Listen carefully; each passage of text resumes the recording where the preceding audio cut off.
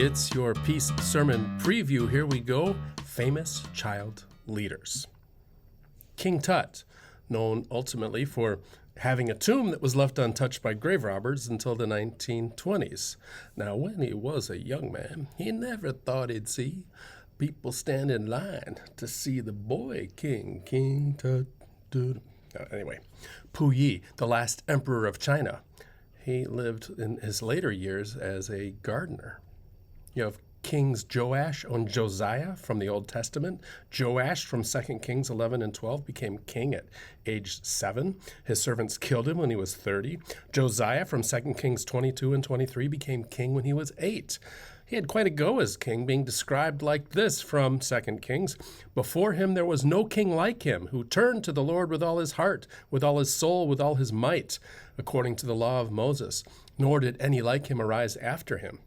He was killed by the Egyptian Pharaoh Neco when he was 39. There are stories of child leaders throughout history, most often, if not always, associated with people who became leaders because of a family line. You can find child leaders in the movies. Mikey, Chunk, Data, Andy, Mouth, Steph, and Brand are the heroes from The Goonies.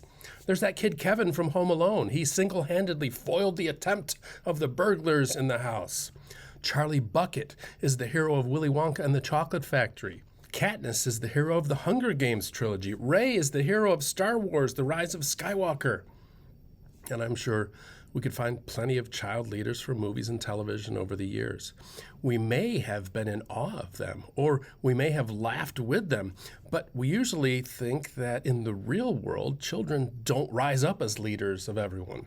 It's too bad that we've been programmed to mostly think that way. We have Malala Yousafzai, winner of the 2014 Nobel Peace Prize. Greta Thunberg, the Swedish environmental activist on climate change, as well as an activist for the end of the genocide in Palestine. Marley Diaz, the 20-year-old who, when she was 12, started a campaign to help improve diversity in children's literature. Her 1,000 Black Girl Book campaign has recognized more than 13,000 books and counting. And Autumn Peltier, an Anishinaabe indigenous rights advocate focusing on indigenous water rights.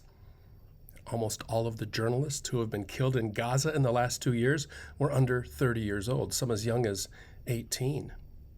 And this week's reading, for the second week at Advent, from Isaiah 11, 1-10, turns our ideas around again. There are some familiar images from the reading maybe a few weeks ago, from Isaiah 65 about animals that don't spend a lot of time together becoming buddies. And this time another idea comes up. A little child shall lead them. I'll see you Sunday.